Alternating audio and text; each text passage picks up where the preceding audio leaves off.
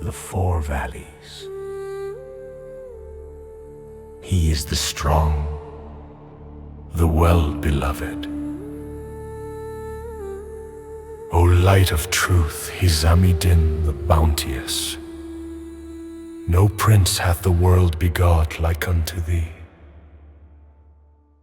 I am wondering why the tie of love was so abruptly severed, and the firm covenant of friendship broken. Did ever God forbid my devotion lessen, or my deep affection fail, that thou hast thus forgot me, and blotted me from thy thoughts? What fault of mine hath made thee cease thy favors? Is it that we are lowly, and thou of high degree? Or is that a single arrow hath driven thee from the battle? Have they not told thee that faithfulness is a duty on those who follow the mystic way, that it is the true guide to his holy presence? But as for those who say, our Lord is God, and who goes straight to him, the angels shall descend to them. Likewise he said, go straight on then, as thou hast been commanded. Wherefore, this course is incumbent on those who dwell in the presence of God. I do as bidden, and I bring the message, whether it give thee counsel or offense. Albeit I have received no answer to my letters, and it is contrary to the usage of the wise to express my regard anew. Yet this new love hath broken all the old rules and ways. Tell us not the tale of Layli or of Manun's woe. Thy love hath made the world forget the loves of long ago. When once thy name was on the tongue, the lovers caught it, and it set the speakers and the hearers dancing to and fro. And of divine wisdom and heavenly counsel, Each moon, oh my beloved, for 3 days I go mad. 2 days the first of these is why thou seest me glad. We hear that thou hast journeyed to Tabriz and Tiflis to disseminate knowledge, or that some other high purpose hath taken thee to Sanandaj. O my eminent friend, those who progress in mystic wayfaring are of 4 kinds. I shall describe them in brief, that the grades and qualities of each kind may become plain to thee. The first travelers seek after the goal of the intended one. This station appertaineth to the self, but that self which is the self of God, standing within him with love. on this plane, the self is not rejected but beloved.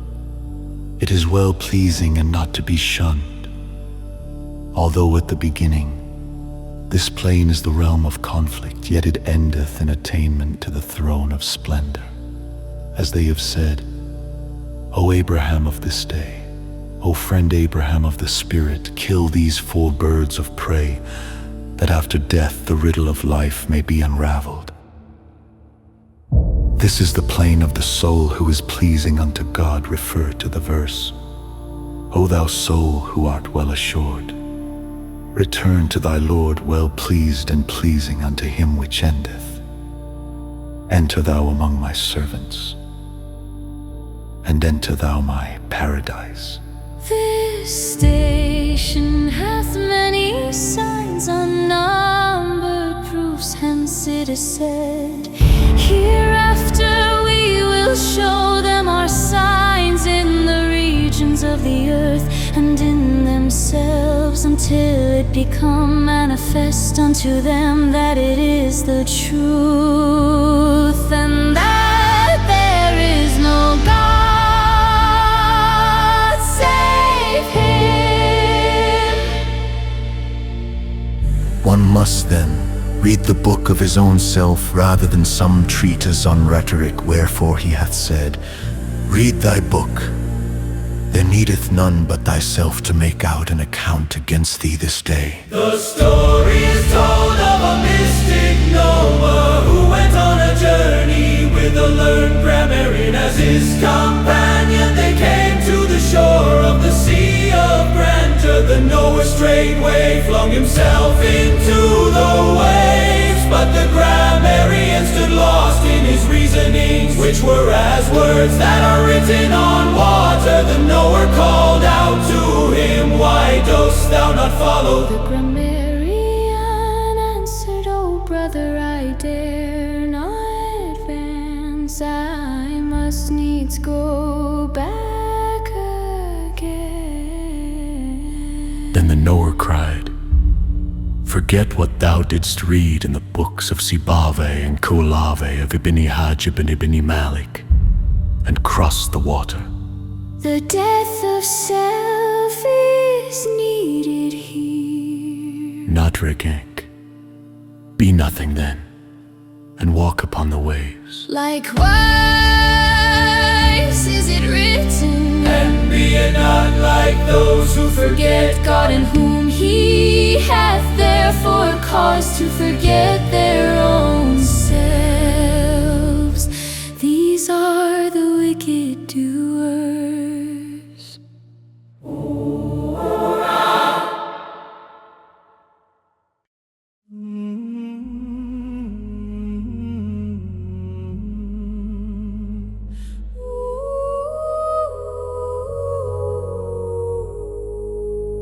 If the wayfarer's goal be the dwelling of the praiseworthy one, this is the station of primal reason, which is known as the prophet and the most great pillar. Here reason signifieth the divine universal mind, whose sovereignty enlighteneth all created things, nor doth it refer to every feeble brain, for it is as the wise Sanai hath written. How can feeble reason encompass the Quran, or the spider's net, a phoenix in his web? Wouldst thou that the mind should not entrap thee? Teach it the science of the love of God. On this plain the traveler meeteth with many a trial and reverse. Now is he lifted up to heaven, now is he cast into the depths. As it hath been said, now thou drawest me to the summit of glory again. Thou castest me into the lowest abyss. The mystery treasured in this plain is divulged in the following holy verse from the Surah of the Tome.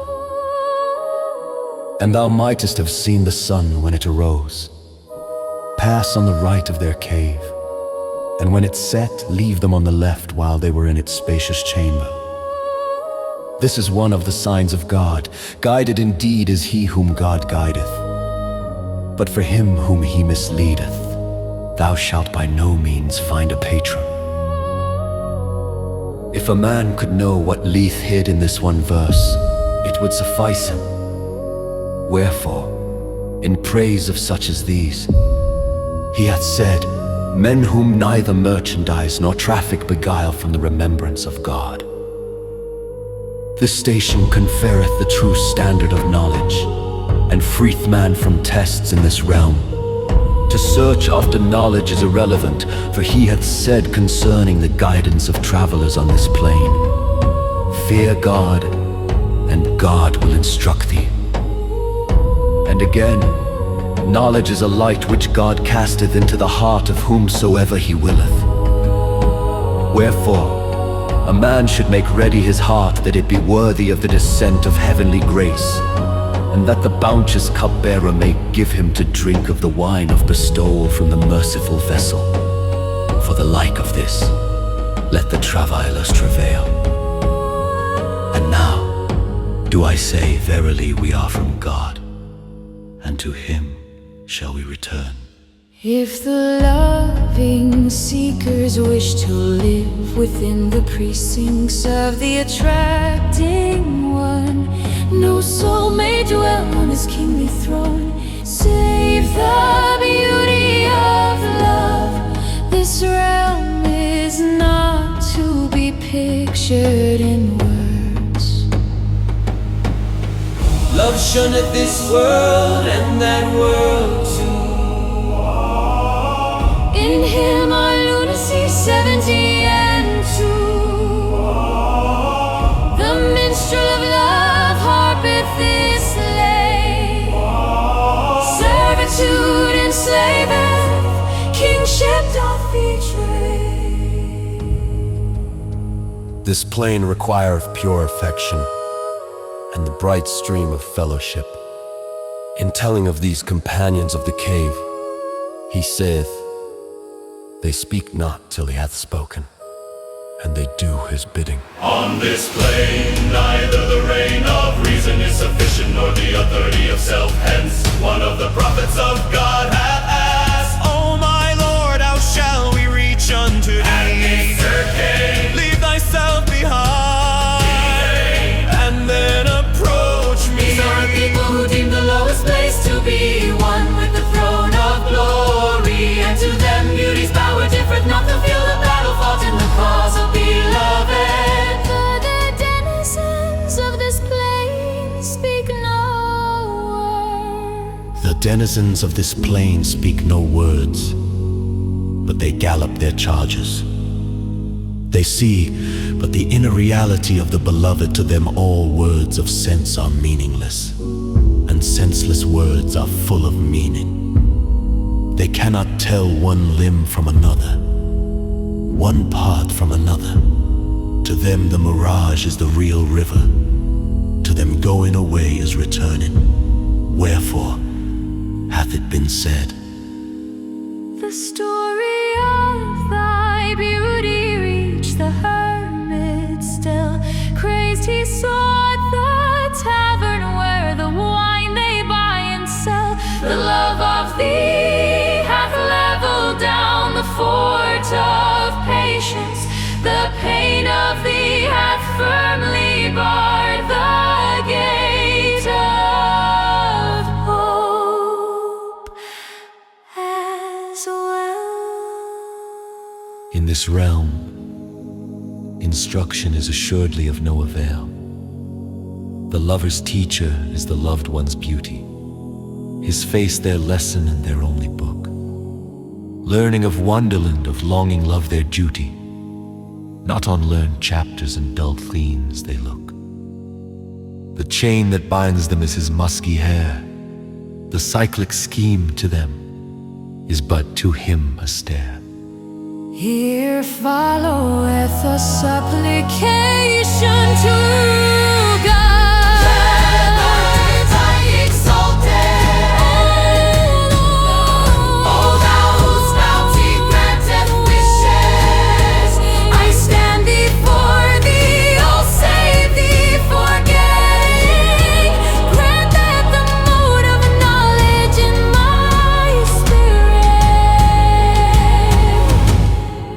Desire and the lowly clay.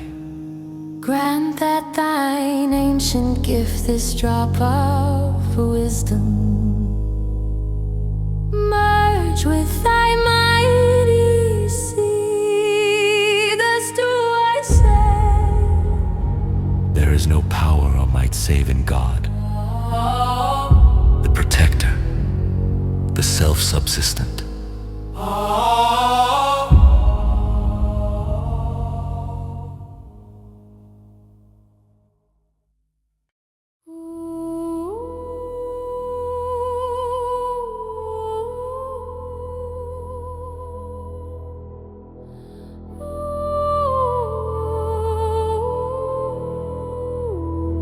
If the mystic knowers be of those who have reached to the beauty of the Beloved One, this station is the apex of consciousness and the secret of divine guidance.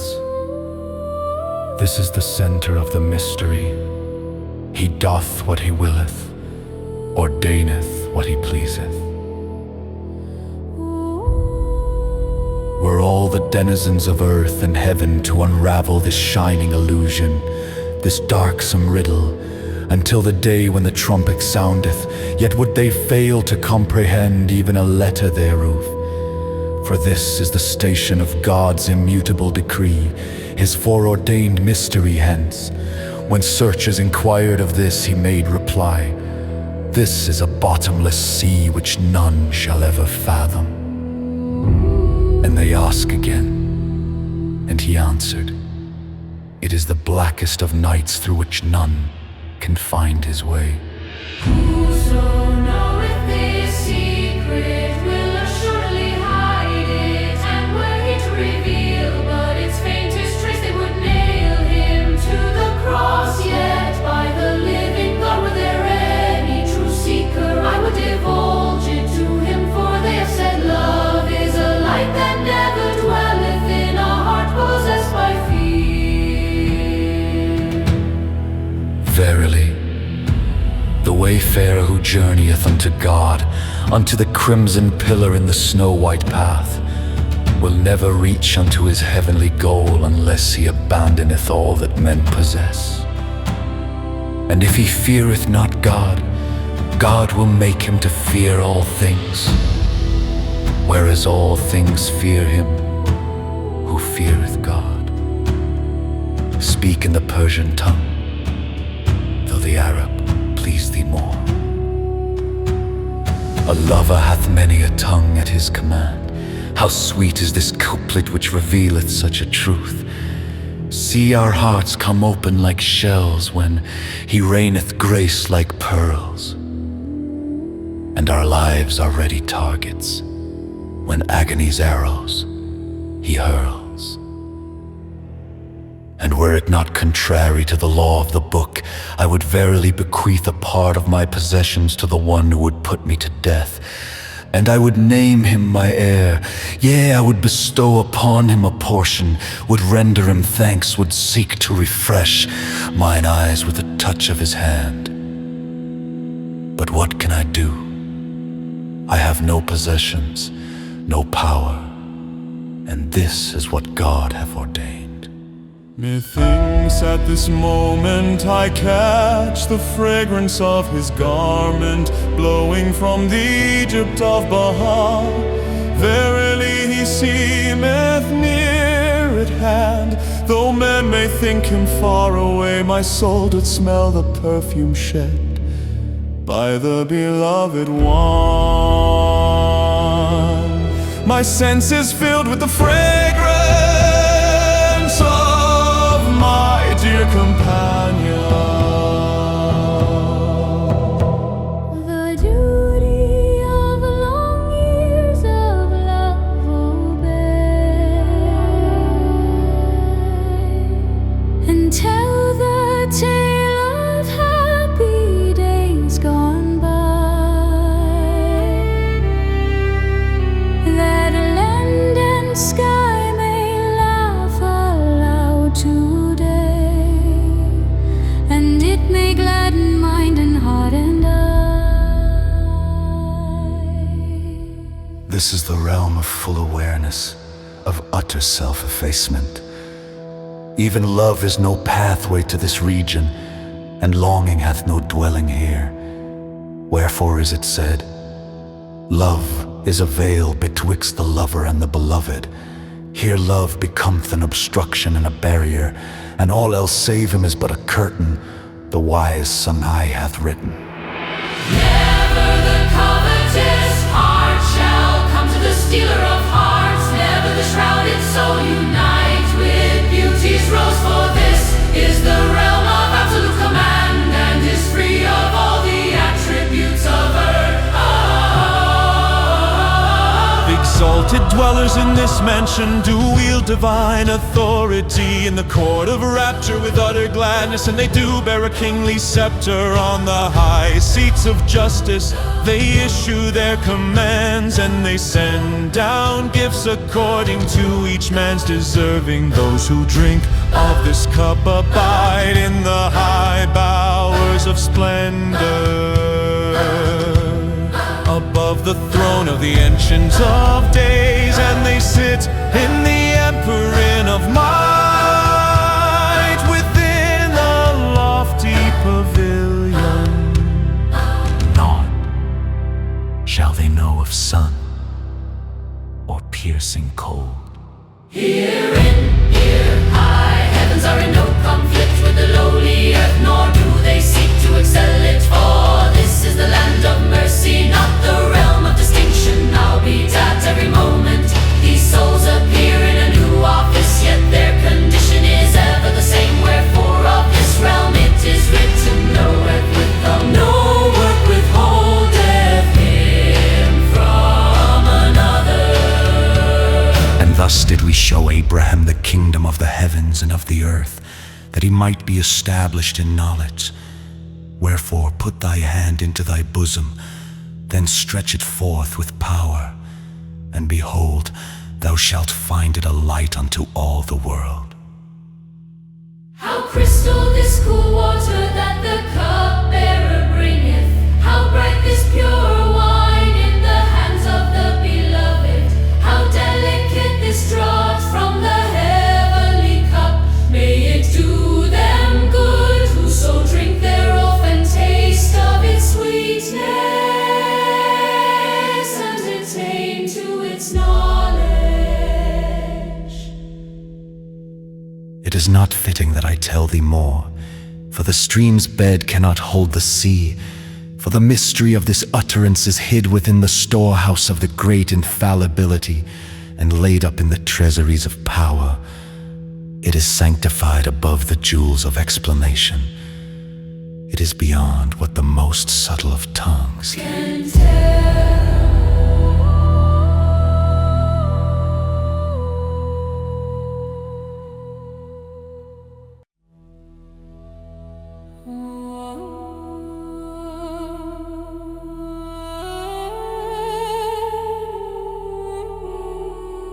Astonishment here is highly prized, and utter poverty essential. Wherefore hath it been said, poverty is my pride. And again, God hath a people beneath the dome of glory, whom he hideth in the clothing of radiant poverty. These are they who see with his eyes, hear with his ears, as it is written in the well-known tradition. Concerning this realm, there is many a tradition and many a verse of broad or special relevancy, but two of these will suffice to serve as a light for men of mind and heart. The first is his statement, O my servant, obey me, and I shall make thee like unto myself. I say, be, and it is. And thou shalt say, be, and it shall be. And the second, O son of Adam, seek fellowship with none until thou hast found me. And whenever thou shalt long for me, thou shalt find me close to thee. Whatever high proofs and wondrous illusions are recounted herein, concern but a single letter, a single point. Such hath been the way of God, and no change canst thou find in the way of God. I began this epistle some time ago, in thy remembrance, and since thy letter had not reached me then, I began with some words of reproach. Now thy new missive hath dispelled that feeling, and caused me to write thee, to speak of my love for thine eminence is needless. God is a sufficient witness. For his eminent Sheikh Muhammad, may God the Exalted bless him, I shall confine myself to the 2 following verses which I request be delivered to him. I seek thy nearness, dearer than sweet heaven. I see thy visage, fairer than paradise bowers. When I entrusted this message of love to my pen, it refused the burden and it swooned away. Then coming to itself, it spoke and said, "Glory be to thee do I turn in penitence, and I am the first of them that believe. Praise be to God, the Lord of the world." Then let us tell some other day this parting hurt and woe. Let us write some other way love's secrets better so.